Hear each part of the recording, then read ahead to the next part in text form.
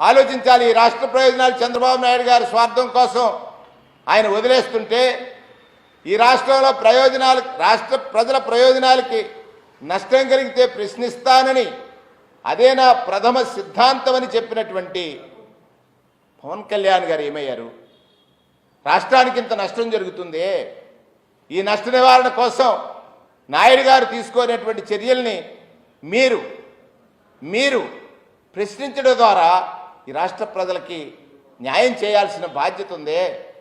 ప్రజలు మిమ్మల్ని నమ్మి ఓటు వేశారు, అధికారం వచ్చింది. మీరంటారు ఒక్కసారి ఒక్కొక్క స్టేట్మెంటు.